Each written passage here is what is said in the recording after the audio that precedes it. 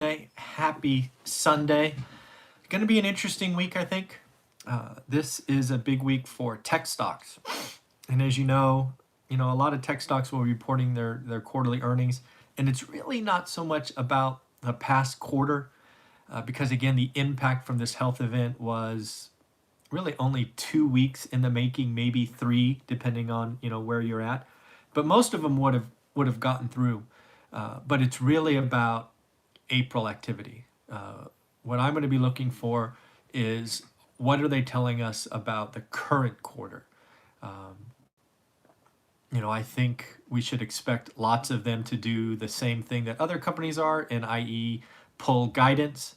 I expect a lot of that, but I think it's clear. You know, Alphabet slash Google and others, ad revenues got to be down, ad rates got to be down, demand's got to be down. So it's going to be interesting to see what they have to say. We are, seeing a stock market that is, I think, 15 or 16% from an all-time high, even though we have 26 million unemployed and growing. We do have a severe weighting in the S&P 500 index. I think 5 stocks, so 1% make up 20% of the value. So we are seeing unusual behavior. Ad revenue's down because companies aren't advertising. Companies, at least for Alphabet, was dominated by small business. Think local restaurants. They were using targeted ads for local shoppers who were very frequently coming, and they've all stopped. Look at the big companies. Look at Expedia. Expedia was spending $5 billion on ads for travelers. Think cruise lines, think hotels, think autos. I mean, advertising is down. It's just flat out down. And it's probably down significantly. Sure, there are some people increasing ads, but it is nothing like the companies that are dropping marketing altogether, and ads are just one piece of that. So we're going to see what happens to tech stocks. We've already seen those companies freeze hiring, let go contractors, cancel events. And the good news is, if you've been watching this channel, I put something out 2 or 3 weeks ago sort of indicating I thought this was coming. And it's sort of been like a slow parade of events highlighting that, you know what, I got this one right. So we will see what happens. I think it's very fair to say that this PPP program that now had a second tranche of, I don't know what it was, $351 million. Yeah, you haven't seen a Bud Light ad since sports disappeared. You know what? I don't think I've seen a beer commercial in a while. I don't know. I haven't been watching much, but we'll see. But again, the PPP program's not really working. Got to have another tranche of money. I think going after small businesses was the right idea. I think, really putting into context what they did in an 18 or 20-day window was impressive. But maybe money would have been better spent just getting it to the people. I think it's become clear that a one-time check of $1,200 is not going to be enough. I think we should have been giving a monthly tranche, as long as this is an emergency, a national emergency. The lowest income folks are getting hit the hardest. It's probably not to be expected, right? The high incomes, the quote-unquote wealthy, the rich, the folks with money in the stock market, they've not really been hurt all that much, right? I just said earlier, we're 16% drop from the peak. We're not even quote-unquote in a bear market, and depending on who you talk to, you could be in a bull market again. So this is interesting. Yep, all these companies are up, although Netflix doesn't get paid by the hours, but does get paid by the subscribers. So again, that could be why there's 5 stocks in the S&P 500 that are doing well. But again, it's S&P 500, not S&P 5. Amazon, Netflix. There's a couple more that I'm just drawing a blank on now. So we'll see. This is the week for tech stocks. We're going to see. I do not believe it is as strong and as diverse. It's sort of like a chair on one leg. The S&P 500 is so heavily weighted towards 5 stocks, 20% in 5 stocks. If one of them cracks, the index falls. So we're going to see. I've been calling for a tech wreck for a while. I have 30 years in tech, lots and lots of sales reps. That's kind of where I was in the tech industry. And they're all telling me that their pipelines are bogus. They're putting stuff in the pipeline because, you know, they're trying to keep their jobs. So tech is not doing great. So we shall see. The next thing that kind of hit me this morning was the WHO. I'm not sure what to make of them. You know, I know there's a lot of chatter and political nonsense going on, which I'm not going to get into. I don't care to. But I am wondering if they're a friend or foe. And let me explain. You know, the WHO came out today with a couple of really nasty, or a couple of points around not knowing if you have immunity, right? If you get it, you catch it, you have the antibodies, and if you're immune, right? They've been on this shtick for the last 48 hours. So the question for me is, A, are they trying to make up for their past blunders, which didn't highlight the severity and the ease of catching this, right? So are they just coming out on the other side because they feel like they messed up and they don't want to mess up again? Which you get, right? If you make a mistake once in anything in life, you could want to make up for that. Or are they yielding to whoever's giving them money? And we have not done that, or we said we wouldn't. And there's someone out there that's given them a ton of money, and they are just a puppet for a different master. I think one of those two things is true. I'm not going to wade into the waters of the political tit for tat that is. But when I see somebody putting out something so hard and so frequently, my antenna goes up, and I have to ask myself, why are they doing this? It's always about why.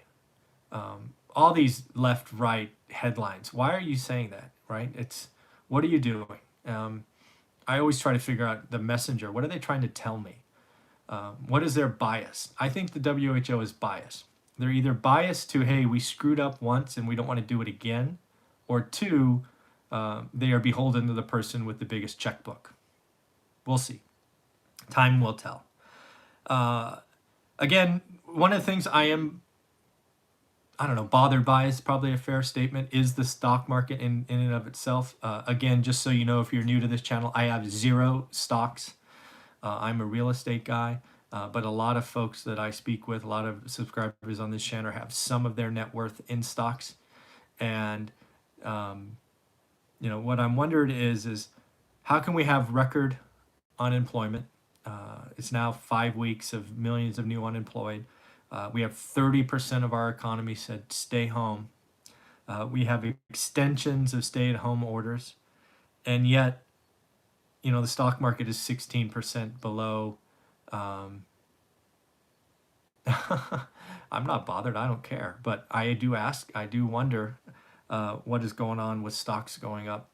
I feel that the stock market, at least in the short term, is not listening to fundamentals. And let's just have that discussion. The S&P 500 has been at the 2,800 mark 3 times in the last 2 years.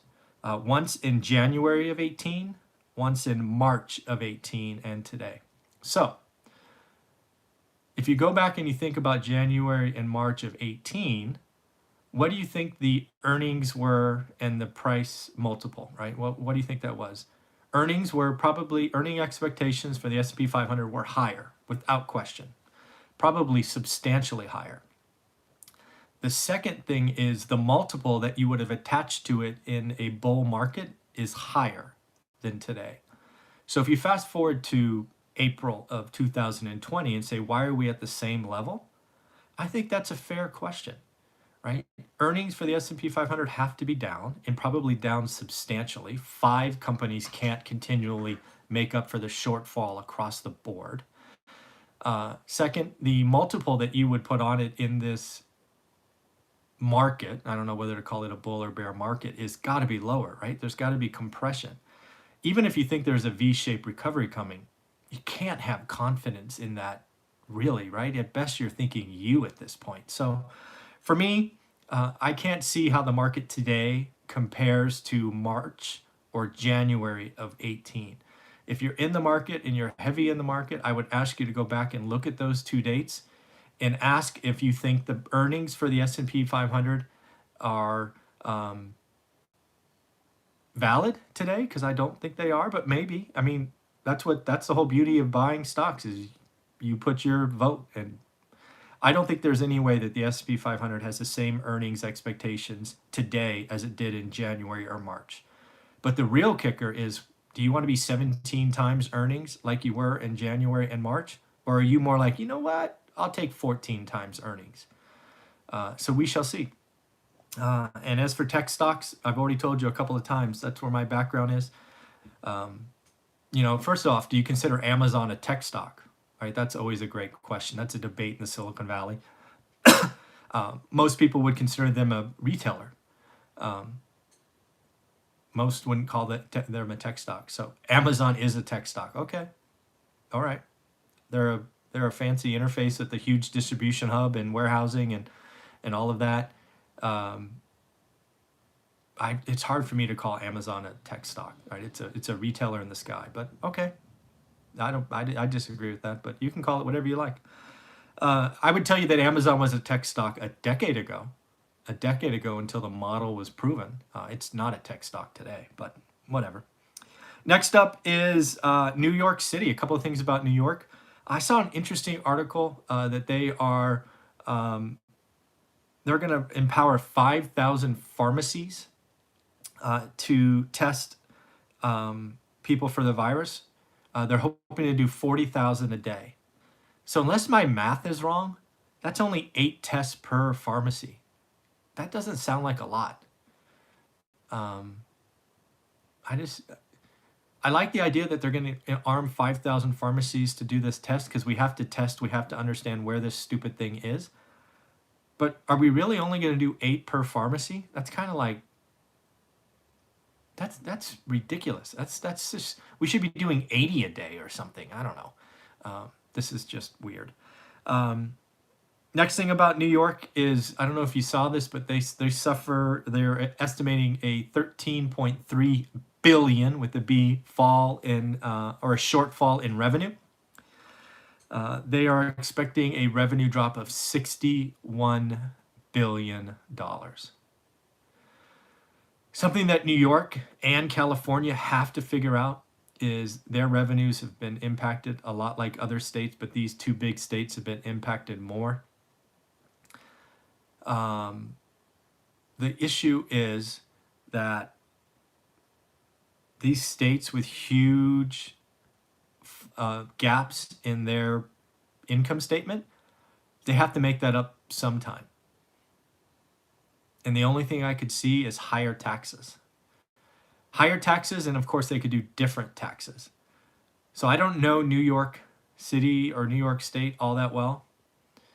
What I could say is, if you're in California, you're going to see significantly higher state taxes. You're going to see property taxes take a big hit. California has something called Prop 13, which will likely be significantly changed, if not removed altogether, which would raise states' taxes significantly, but hurt people and hurt real estate in a big way.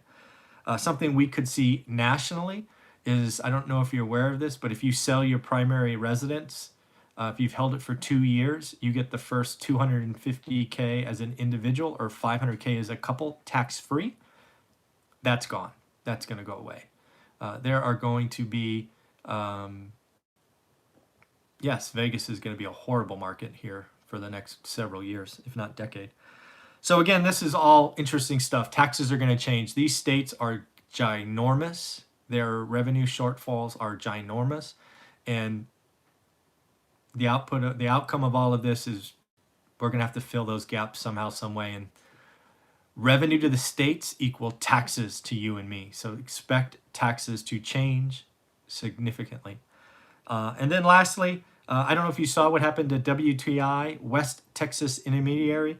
Basically, it is an ETF tied to, at least it was tied to the current month contract. It went negative substantially on Friday, I believe, or maybe it was Monday. I don't remember. Friday or Monday. No, Friday. It went negative, negative 37.63, 30, almost $38. You have to pay someone to take oil off your hands. That's crazy. So that's one of the things with ETFs. They're now WTI is being changed. They're not only going to be in the first month or front month contract. They're going to kind of be indexed across. But when there's ETFs involved, you can get really wonky when the actual physical asset in this case. So at the end, interesting day. We are going to see tech stocks. A lot of us are debating tech stocks in these comments. We'll know a lot more by Friday. We'll see. All right, everybody, take care of yourself. Have a wonderful Sunday. Stay safe.